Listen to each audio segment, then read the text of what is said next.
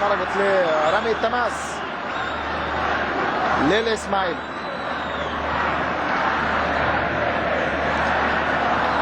الجميل في شادي محمد انه بيحتفل بوصوله للرقم 100 في المباريات الافريقيه امام النادي اللي منحه فرصه صنع هذا الرقم الاسطوري. يعني هو 94 مباراه مع النادي الاهلي، النهارده بيكمل ال100 امام النادي الاهلي بالوان الاسماعيليه. ادي فرانسيس، هيعمل ايه فرانسيس؟ يلعبها الى شوقي، شوقي لفرانسيس، ثاني في انتظار العرضيه، اول مرور، لكن ايقاع الموقف. بتلعب اماميه لاحمد خيري، لعبها اماميه لاحمد علي. بنجي تنقل مكان لكن وقع احمد علي على الارض. حكم اللقاء بيلعب محمد شوقي لعبها لصلاح. ادي 84 وحارب جدا. الاهلي يحاول تحسين، خلاص التعادل اصبح صعب. رغم ان نتذكر مباراه ايضا في بدايه الالفيه كان النتيجه كان الاسماعيلي ايضا متقدم 4 والاهلي سجل هدفين، كان 4-1 برضه. الاهلي سجل هدفين، خسر 4-3. نتذكر المباراه الفاصله الشهيره اللي كانت على بطوله الدوري في 94 عندما تقدم الاهلي ايضا 4-0 ونجح الاسماعيلي بعد ذلك في تسجيل 3 اهداف وانتهت المباراه 4-3 نادي الاهلي. يعني زي ما قلت لكم دائما مباريات تحفل بالاثاره بالمتعه الكرويه مهما كانت الظروف. ادي ابو جريش ويخرج احمد علي بعد ما سجل هدفين في هذه المباراه.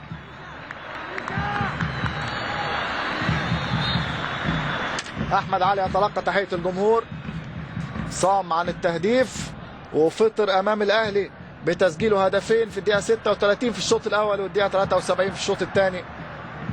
اول اهدافه مع الاسماعيلي هذا الموسم. شادي محمد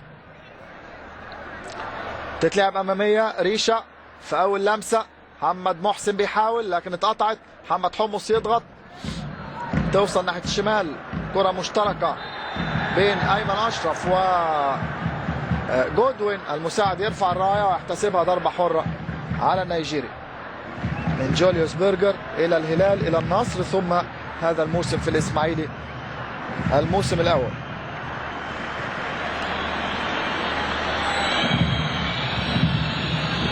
محمد شوقي، فرحة كبيرة لجمهور الدراويش في المدرجات.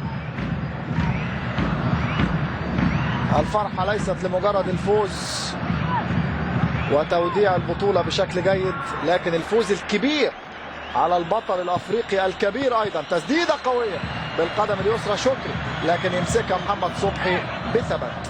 ادي أحمد شكري،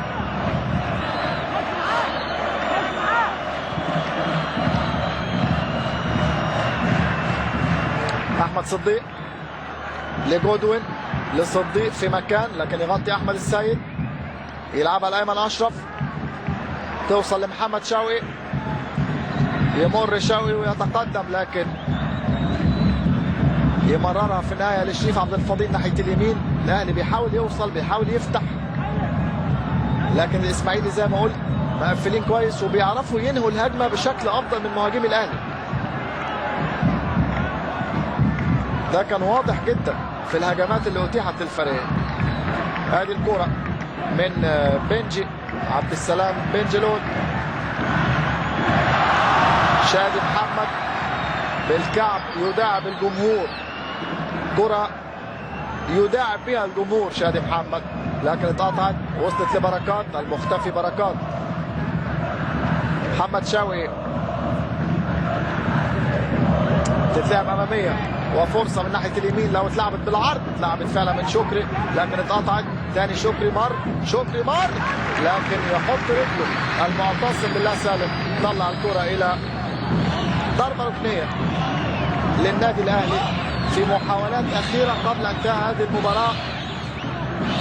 التعادل اصبح صعب، على الاقل تحسين النتيجه للشياطين الحمر. يلحقها تاني شكري قبل ما تطلع ركنيه من جديد، يلحقها ويرفعها من الحركه وفرصه جول طلعت 4-2 النادي الاهلي. لسه كنا بنتكلم، لسه كنا بنقول هل التاريخ هيعيد نفسه ولا ايه؟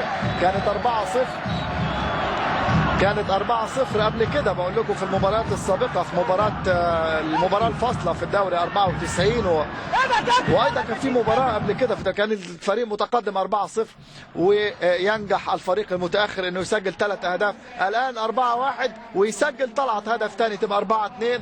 تقترب النتيجه، تتحسن النتيجه للنادي الاهلي ويتحسن السكور. محمد طلعت بمتابعه رائعه ووسط زحمه رهيبه جدا من مدافعي ومهاجمي الفريقين. طلعت يصطادها يسددها والكره في الشباك الاسماعيلويه.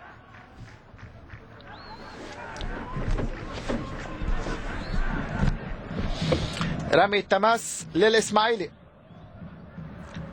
صديق، جودوين،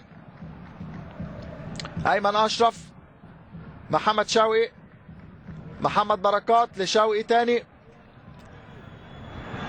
كالعاده ناحيه اليمين لشكري، وكالعاده ايضا برجله الشمال. الموضه دلوقتي القدم العكسيه في الجبهه العكسيه. ادي محمد طلعت، محمد طلعت يلعبها جوه منطقه الجزاء لكن يبعدها الدفاع. ترجع الكره ثاني هجمه مرتده مع خروج احمد علي. قل كتير هجوم النادي الاسماعيلي. هنشوف ادي محمد حمص خلاص دقيقه واحده فقط لكن 6 اهداف. مهرجان اهداف كروي ممتع في هذه المباراه. 6 اهداف للفريقين، 4-2 للنادي الاسماعيلي. انتصار، فوز للتاريخ، للريكوردز. والمباراه الاخرى لا نعرف مباراة هارتلاند ولا والشبيبة 1-1. الآن هارتلاند في خلاص وحكم اللقاء كمان قرب يصفره يعني 1-1. إذا هارتلاند هيبقى 5 نقط، الإسماعيلي 6 نقط. إذا يتجنب الإسماعيلي بالفعل، يتجنب تذيل المجموعة. وبالفعل مباراة هارتلاند والشبيبة انتهت 1-1. الشبيبة 14 نقطة في الصدارة، هارتلاند 5 نقط في ذيل المجموعة، وبينهما الأهلي في المركز الثاني 8 نقط، والإسماعيلي يرفع رصيده ل6 نقاط ويبتعد عن تذيل هذه المجموعة. مهم في التصنيف، مهم في النقط، مهم حتى اعتقد ان في اموال، حتى في فلوس كمان لصاحب المركز الثالث. يعني الفوز للدراويش في 7 فوائد. دقيقتين وقت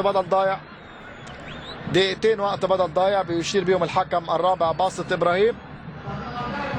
4-2. هل يسجل الاهلي هدف ثالث يحسن النتيجة افضل اكثر واكثر، ام تنتهي المباراة ب6 اهداف من الفريقين في هذه القمة المصرية الافريقية؟ محمد طلعت امامية لفرانسيس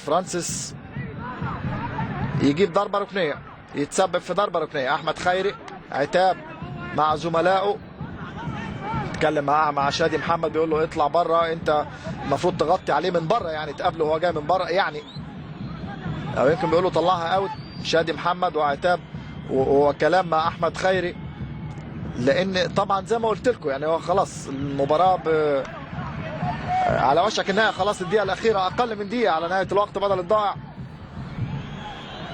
الاسماعيلي ولاعبيه يريدوا الاحتفاظ بهذه النتيجه بفرق هدفين 4-2. الاهلي يريد تضييق وتقليص الفارق اكثر واكثر.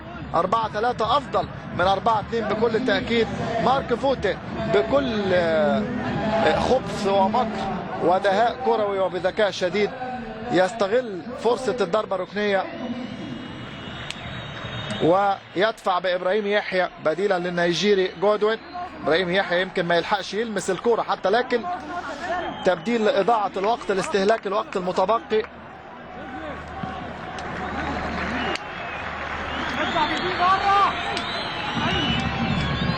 في ثواني على نهاية المباراة فرصة لكن ضاعت، يبعدها دفاع الإسماعيلي.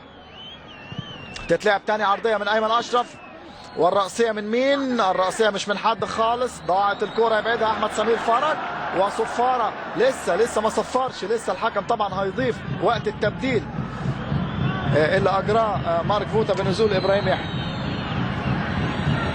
تتلعب الكرة وترجع للحارس محمد صبحي يلعبها طويلة، يقطعها الأهلي وترجع تاني لأيمن أشرف أمامية وعالية. وفي هذه اللحظة بالذات جيروم دامون الجنوب أفريقي ينهي احداث هذا اللقاء، ينهي مباريات المجموعه كلها بانتهاء مباراه هارتلاند والشبيبه بالتعادل 1-1. وانتهاء هذه المباراه تنتهي مباريات هذه المجموعه. فاز الاسماعيلي فوز معنوي، ودع البطوله مرفوع الراس بالفوز على النادي الاهلي البطل الكبير 4-2. الاهداف لعبد الله الشحات واحمد علي هدفين، والمعتصم بالله سالم هدفي النادي الاهلي. محمد بركات في الشوط الاول ومحمد طلعت قبل دقيقتين فقط من نهايه المباراه. اصدقائي المشاهدين، نرجو ان تكونوا قد استمتعتم بهذا اللقاء، والى ان نلتقي في مباريات اخرى قادمه. تقبلوا مني كل التحيه. اترككم مع انغام السمسميه الاسماعيلاويه